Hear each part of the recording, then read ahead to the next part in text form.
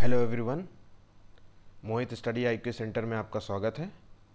आज topic number 2 करेंगे CDP का, हेरिडिटी एंड एनवायरनमेंट, जो कि सबसे इम्पॉर्टेंट टॉपिक है। इससे कई क्वेश्चंस आते हैं, हर साल पूछे जाते हैं क्वेश्चंस को। मैं आपको बताता चलूँगा कि कौन कौन से किस जगह पे क्या क्वेश्चंस इंपॉर्टेंट है। ठीक है, चलिए शुरू करते हैं। हेरिडिटी क्या है? हेरिडिटी को हम आनुवांशिकता कहते हैं। इसका दूसरा नाम वंशानुक्रम भी है। ठीक है, तो ये होता क्या है आखिर, पहले इस चीज़ को जानेंगे। ठीक है, तो ये क्या है कि जो हेरिडिटी है, आनुवांशिकता, ये माता पिता से प्राप्त होने वाले गुणों को ही आनुवांशिकता कहते हैं। ठीक है, माता पिता से जो भी प्राप्त गुण होते हैं उन्हीं को आनुवांशिकता कहते हैं। जैसे माता पिता से अच्छी लंबाई मिल जाए, हाइट, रंग, ठीक है, रंग हो गया, लंबाई हो गई, ठीक है, कद काठी भी जो होती है शरीर की, वो मिलना, ये सब आनुवांशिकता का लक्षण है। ठीक है, और वातावरण जो होता है वो हमारे आसपास जो हो रहा हो, जितना भी हेरिडिटी को छोड़ करके जितना भी आसपास का जो क्षेत्र होता है वो सब वातावरण में आता है। आसपास का क्षेत्र का मतलब है कि जैसे जो जो आसपास का क्षेत्र मतलब परिवार जो है, समाज, ठीक है, स्कूल, ये सब इन्वायरमेंट कहलाता है। ठीक है, तो जो हेरिडिटी और इन्वायरमेंट है, इन दोनों में परस्पर जो है एक दूसरे पे निर्भरता होती है। ये एक दूसरे के सहयोगी और सहायक होते हैं। बच्चों में जो भी गुण वंशानुक्रम या आनुवांशिकता से हमें प्राप्त होते हैं, उसका सीधा सीधा संबंध जो है वातावरण से होता है। तो कहने का मतलब ये है कि सिंपल सा, कि जो डेवलपमेंट होता है, बच्चे का जो विकास होता है, जिसे हम डेवलपमेंट कहेंगे, बच्चे का जो विकास होता है वो हेरिडिटी और इन्वायरमेंट दोनों के परस्पर सहयोग से बनता है। अगर हेरिडिटी वंशानुक्रम में अगर किसी पिता के अच्छे गुण बच्चों में मिल जाए और उसका इन्वायरमेंट अच्छा हो, ठीक है, तो उसका डेवलपमेंट भी अच्छा होगा। ठीक है, तो एक दूसरे से परस्पर संबंध, सहयोगी हैं, संबंध हैं, सहयोग के रूप में काम करते हैं। लेकिन अगर किसी किसी अगर किसी पिता में किसी वंशानुक्रम में कोई प्रॉब्लम है, हेरिडिटी में कोई प्रॉब्लम है, ठीक है, और कोशिश की जाए कि इन्वायरमेंट उसको अच्छा करके उसको इन्वायरमेंट तब भी दिया जाए, तो भी ज़रूरी नहीं है कि उसका डेवलपमेंट अच्छा हो, प्रॉब्लम्स हो सकती हैं। जैसे कहने का मतलब है कि अगर कोई बच्चे में कोई बीमारी हो, माता पिता से कोई बीमारी लग गई हो, तो भी हम चाहे जितना बाहरी वातावरण से हम उसको चाहे जितना अच्छा करने की कोशिश करें, तो उसका डेवलपमेंट उतना अच्छा नहीं होगा जैसे सामान्य बच्चों का हो सकता है। ठीक है, एक एक नियम है जो डेवलपमेंट के संबंध में बताया जाता है कि जो डेवलपमेंट है वो हेरिडिटी और इन्वायरमेंट से होता है। ये जो है, ये वुडवर्थ ने कहा था, बहुत इंपॉर्टेंट है, ये ही क्वेश्चन पूछा जाता है। हेरिडिटी और इन्वायरमेंट में परस्पर जो है संबंध से जो डेवलपमेंट होता है, विकास होता है, ये जो है थ्योरी किसने दी थी? तो ये वुडवर्थ ने दी थी। ठीक है, और एक बात जान लें कि हेरिडिटी जो है वो स्टैटिक होती है। ठीक है, स्टैटिक होती, स्थिर जैसे कहते हैं, ये बदलती नहीं है, ये क्रम अनुसार चलती रहती है, बदलती भी नहीं है। ठीक है, जो दादा नाना में जो गुण होते हैं वो उसके पिता उसके बच्चों में आते हैं, और बच्चे उससे जो गुण होते हैं वो उसके बच्चों में आते हैं। ठीक है, ये स्टैटिक होती है, ये बदलती नहीं है। ठीक है, उसी तरीके से जो इन्वायरमेंट होता है वो डायनामिक होता है। ठीक है, ये परिवर्तनशील होता है। ठीक है, ये बदलता रहता है, जन्म से कब्र तक बदलता ही रहता है। ठीक है, विकास जो है का चरण बदलते रहते हैं इसमें। ठीक है, तो ये आप समझते हैं कि हेरिडिटी, ये टॉपिक है, ये हेरिडिटी है। ठीक है, ध्यान रखिएगा।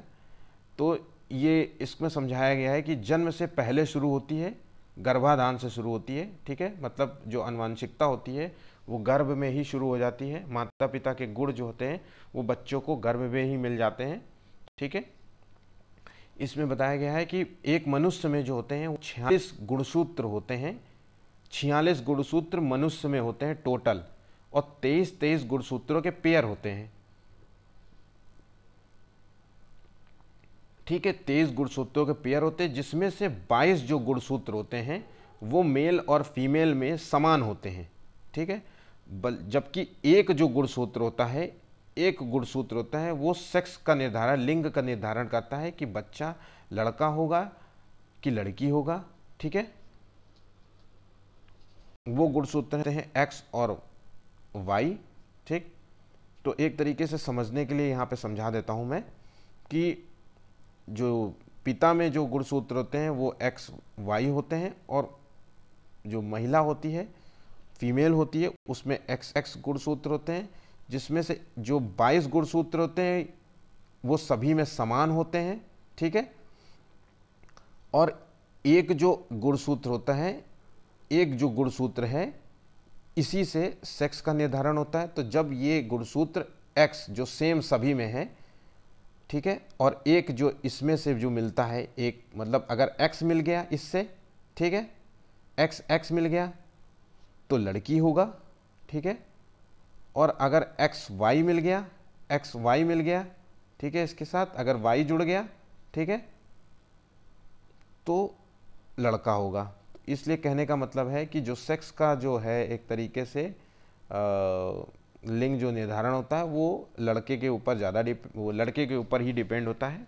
ठीक, तो ये कहना गलत होता है कि लड़की हो गई तो महिलाओं पे जो डाल देते हैं कि महिलाओं के कारण तुम लड़का नहीं दे पाए, तो ये लिंग भेद वाला कारण है। ठीक है, वैसे उस पर ये लड़के ऊपर होता है सारा। ठीक, तो इन बच्चे जो है जुड़वा बच्चे कैसे कैसे होते हैं, तो इसके बारे में समझ लेते हैं। क्वेश्चंस पूछे जाते हैं तो दो टाइप के होते हैं, एक आइडेंटिकल ट्विंस होते हैं, एक फैटर्नल ट्विंस होते हैं। आइडेंटिकल जो होता है इसका मतलब होता है ये बिल्कुल सेम होते हैं, जैसे जुड़वा पिक्चर देखी है ना, वो बिल्कुल सेम होते हैं।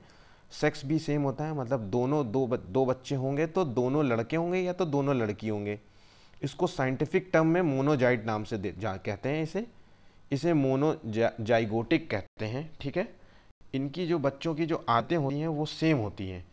ठीक है, जब अगर ये दोनों हंसेंगे तो फिर हंसेंगे, दोनों रोएंगे तो साथ में ही रोएंगे। बहुत हद तक आदतें सेम होती हैं। लेकिन फैटर्नल जो ट्विंस होते हैं ये अलग होते हैं। अलग होते हैं कि मतलब ज़रूरी नहीं है कि दोनों ट्विंस सेम ही हो, दोनों बच्चे सेम ही हो, अलग भी हो सकते हैं। एक लड़का हो सकता है, एक लड़की भी हो सकता है। ठीक है, और इनकी आदतें भी सेम नहीं होंगी। ठीक है, इसको डाइजाइगोटिक नाम से जानते हैं। ठीक, इसको डाइजाइगोटिक नाम, तो ये दोनों टर्म्स याद रखिएगा बस। मोनोजाइगोटिक जो बच्चे दोनों सेम होते हैं, डाइजाइगोटिक में अलग होते हैं। ठीक है, नेक्स्ट क्वेश्चन। इनकी जो नेचर और नर्चर में जो डिबेट होती है आमतौर पे प्रकृति और पर्यावरण में, हेरिडिटी के संबंध में, एनवायरनमेंट के संबंध में, ये क्या है। तो हेरिडिटी को पहले भी मैं बता चुका हूँ, हेरिडिटी को हम बदल नहीं सकते। हेरिडिटी जो होता है वो स्टैटिक होता है, इसे हम बदला नहीं जा सकता। माता पिता के गुण बच्चे को मिलते हैं, उसे बदल नहीं सकते। अगर माता पिता के पास कोई बीमारी है, जैसे कि शुगर की बीमारी है, तो हो सकता है कि बच्चे में वो शुगर की बीमारी हो सकती है, या फिर पिता या माता के कोई शरीर में कोई दाग हो, या कोई किसी तरीके का मोल मतलब मसा हो, तो वो बच्चे को भी मिल सकता है। एग्जाम्पल से समझते हैं कि इसको, जैसे कुत्ते की पूंछ कभी सीधी नहीं हो सकती, ये जेनेटिक होता है। ठीक है, इसे चाहे जितना भी कोशिश कर लो ये सीधी नहीं हो सकती, इसी के संदर्भ में कहा गया है बात। उसी तरीके इन्वायरमेंट जो होता है वो नर्चर जो होता है वो इन्वायरमेंट होता है ना।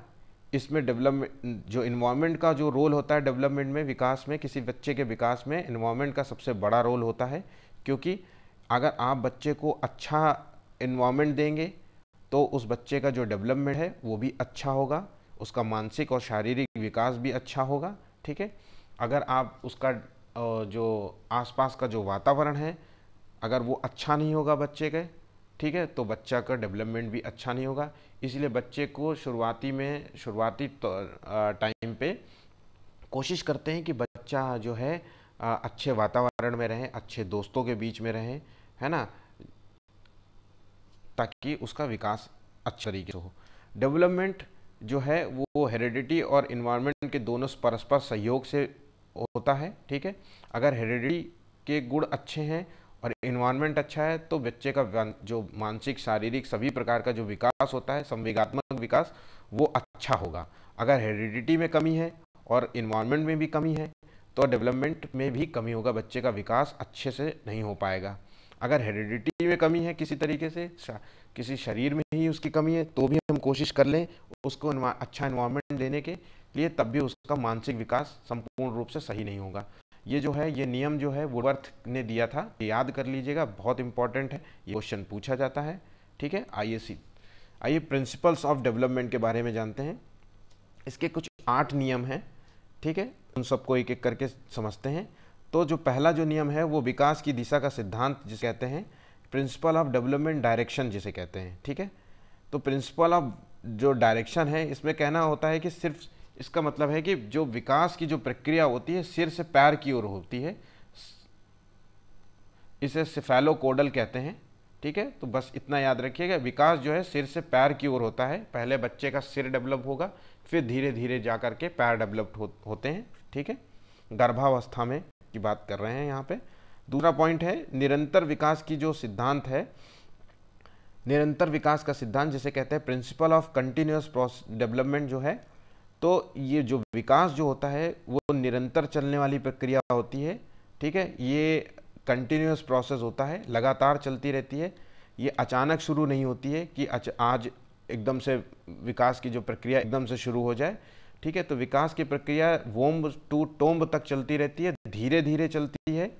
ठीक है, धीरे धीरे चलती है, इसकी गति जो है धीमी होती है, तेज होती है। ठीक है, कभी इसकी गति धीमी भी हो सकती है। जैसे बचपन में जो है, जो बच्चे का जो विकास होता है वो तेजी से होता है, फिर आगे आते आते आते धीमा पड़ जाता है। ठीक है, और वोम्ब टू टोम्ब चलने वाला जो है विकास होता है। ठीक, नेक्स्ट पॉइंट है तीसरा number, principle of individual differences जिसे व्यक्तिगत भिन्नता का सिद्धांत भी कहते हैं। इसमें कहा जाता है कि जो दो व्यक्तियों के बीच में जो विकास होता है वो समान नहीं होता, इन दोनों के बीच में जो विकास की दर होती है वो अलग अलग होती है। ठीक है, जैसे कि उदाहरण के तौर पे किसी का बच्चा जो है जल्दी चलने लगता है, किसी का बच्चा देर में चलता है, किसी का बच्चा जल्दी 1 वर्ष में ही बोलने लग जाता है, लेकिन किसी का बच्चा 2-2, 3-3, 4-4 साल तक नहीं बोलते हैं। ठीक है, तो व्यक्तिगत भिन्नता है, मतलब दो व्यक्तियों के बीच में भिन्नता है पाई जाती है डेवलपमेंट में, है ना। ओके, शारीरिक रूप से भिन्नता होती है, मानसिक रूप से भी भिन्नता होती है, सभी रूपों में भिन्नता हो सकती है। ठीक, कोई बच्चा हेल्दी होगा, कोई बच्चा दुबला पतला होगा। ठीक है, नंबर 4 है थ्योरी ऑफ इवोल्यूशन जिसे कहते हैं विकास क्रम का सिद्धांत। तो विकास क्रम का मतलब विकास जो है एक क्रमबद्ध तरीके से होगा। ठीक है, विकास जो है बच्चे का जो विकास होता है वो एक क्रमबद्ध से होगा। जैसे कि मतलब आज छोटा बच्चा है तो धीरे धीरे करके वो बड़ा होगा, है ना। आज बच्चा जब चलने की करने की कोशिश करेगा तो पहले चलेगा नहीं, वो गिरेगा, रगड़ेगा, जमीन क्रॉलिंग करेगा, है ना। उसी तरीके से धीरे धीरे चलने की कोशिश करेगा, तब वो जाकर के कुछ एक नियम प्रक्रिया के तहत तब वो चल पाएगा। ठीक है, नेक्स्ट पॉइंट है परस्पर संबंध का सिद्धांत जिसे रेसिप्रोकल प्रिंसिपल कहते हैं। तो परस्पर संबंध मतलब शरीर के साथ साथ बच्चे का जो है मानसिक विकास भी होता है। डेवलपमेंट में शरीर और मन दोनों का योगदान होता है ना। तो शरीर के साथ साथ मानसिक जो है परस्पर संबंध होता है दूसरे के बीच में। जो बच्चे का जो माइंड होता है वो शरीर को कंट्रोल करता है। ठीक है, तो एक दूसरे के परस्पर संयोग से ही डेवलपमेंट होता है। ठीक, अगर बच्चा हाथ हिलाने की बात जब कहेगा तो जब उसका दिमाग उसको आदेश देगा कि हाथ हिलाओ, तभी तो वो हाथ हिलाएगा। अगर बच्चे में कोई प्रॉब्लम है, उसके डेवलपमेंट में प्रॉब्लम है, उसके हेरिडिटी में प्रॉब्लम है ना, तो हो सकता है कि वो बच्चा हाथ ही ना हिला पाए। ठीक है, तो ये उसी के संदर्भ में बात कही गई है, एक दूसरे के बीच में संबंध होता है। ठीक है, 6वां पॉइंट है समान प्रतिमान का सिद्धांत, प्रिंसिपल ऑफ कॉमन पैटर्न जो कहते हैं। प्रिंसिपल ऑफ कॉमन पैटर्न का मतलब एक ही प्रजाति के व्यक्तियों का जो विकास होता है वो सेम तरीके से होता है, उनका पैटर्न भी एक ही तरीके से होता है। मतलब जो समान पैटर्न होता है, मनुष्य का जो है पैटर्न समान होता है, समाज के रूप में होता है, उसका वोम्ब में होता है। उसी तरीके से जानवर अलग तरीके से विकास होता है ना। इन जानवरों में अलग पैटर्न होता है, ठीक है। नेक्स्ट क्वेश्चन, नेक्स्ट है वंशानुक्रम। वंशानुक्रम मतलब इनहेरिटेंस प्रिंसिपल होता है। तो इसमें वंशानुक्रम जैसा कि बताया कि माता पिता के गुण जो होता है वो बच्चों को मिलते हैं, है ना। माता के गुण, पिता के गुण जो है उसके बच्चों को मिलते हैं। वो गुण अच्छे भी हो सकते हैं, नकारात्मक रूप से भी हो सकता है। कोई समस्या हो सकती है माता पिता में तो वो बच्चे को भी मिल जाएंगे। हो सकता है माता पिता बहुत ही, उनका आईक्यू लेवल बहुत तेज होगा, माता पिता पढ़ने में बहुत तेज होंगे, तो बच्चा भी पढ़ने में तेज हो सकता है अगर उसको अच्छा इन्वायरमेंट दिया जाए तो। ये गुण एक वंश से दूसरे वंश को मिलती है, ठीक है। ये रंग रूप हो सकता है, लंबाई हो सकता है, उसका चेहरा जो हो सकता है, उसका कद काठी भी हो सकता है ना, ठीक है। 8वां पॉइंट है पर्यावरणीय सिद्धांत, इन्वायरमेंट प्रिंसिपल। तो पर्यावरणीय सिद्धांत का मतलब है कि जो व्यक्ति का डेवलपमेंट है हेरिडिटी और इन्वायरमेंट से संबंधित होता है, ठीक है। इन दोनों के परस्पर सहयोग से व्यक्ति का विकास होता है, ठीक है।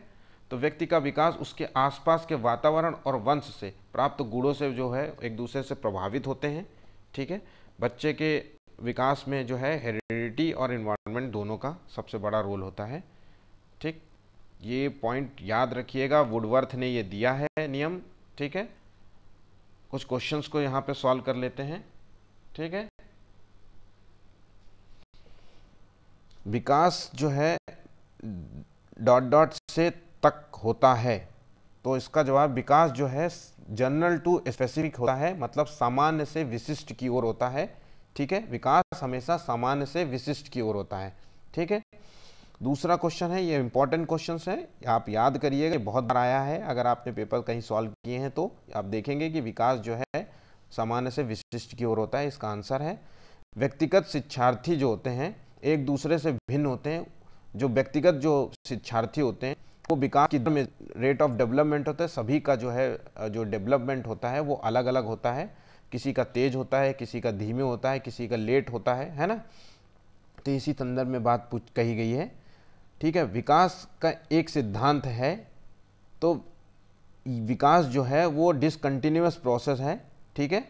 ये डिसकंटिन्यूअस प्रोसेस किसने कहा है विकास को? जीन पियाजे ने कहा है। जीन पियाजे ने कहा है कि विकास एक डिसकंटिन्यूअस प्रोसेस है, सभी के लिए समान गति से नहीं होता है। विकास हमेशा सभी के लिए समान गति से नहीं होता, एक प्रोसेस के तहत होता है, धीरे धीरे होता है, वोम से टोम चलता है, ठीक है।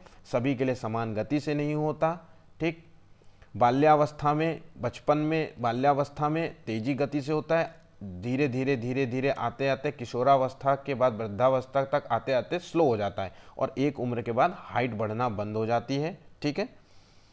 तो डेवलपमेंट निरंतर नहीं होता, एक असंतुलित प्रक्रिया भी है, ठीक है। नेक्स्ट क्वेश्चन है, इसमें विकासात्मक कार्य की अवधारणा सबसे पहले किसने दिया? मतलब किस विकासात्मक कार्य, विकास डेवलपमेंटल जो है टास्क जो है, किस एज में बच्चा कौन सा क्या करेगा, कैसे करेगा, है ना। तो ये हैविंग हर्स्ट ने ये थ्योरी दी थी, बहुत इंपॉर्टेंट क्वेश्चन है। हैविंग हर्स्ट ने डेवलपमेंटल टास्क की थ्योरी दी थी, ये याद कर लीजिए। हैविंग हर्स्ट ने डेवलपमेंटल विकासात्मक कार्य की अवधारणा प्रस्तुत किया था, ठीक है। डेवलपमेंट जो होता है वो रिवर्सिबल नहीं होता, मैं बता दूं, डेवलपमेंट जो होता है, विकास जो होता है वो रिवर्सिबल नहीं होता, ठीक है। ये वापस नहीं लौट सकता। एक बार अगर आप बड़े हो गए तो आप ये नहीं कि बच्चे फिर से बन जाएं, ऐसा नहीं हो सकता, ठीक है। पर ये मॉडिफिकेशन इसमें ज़रूर हो सकता है, विकास की प्रक्रिया में मॉडिफिकेशन होता है। जैसे कहने का मतलब है कि अगर आपकी उम्र बढ़ रही है तो आप योगा, अच्छे खान पान से, ठीक है, अपनी उम्र को थोड़े कुछ कंट्रोल कर सकते हैं, ठीक है। इम्पोर्टेंट टॉपिक था हेरिडिटी एंड एनवायरनमेंट, इतने ही इसमें से, इसके अलावा और कुछ भी नहीं है हेरिडिटी एंड एनवायरनमेंट में। और आपको मैंने जितना भी पढ़ाया है बस इतना याद कर लीजिए, जितना मैंने इसमें कुछ बोला है वो सब कुछ याद कर लीजिए, ठीक है। प्लीज़ चैनल को लाइक और सब्सक्राइब ज़रूर करें, और अपने दोस्तों के साथ शेयर भी करें। अगर पसंद हो कमेंट ज़रूर करें। Thank you.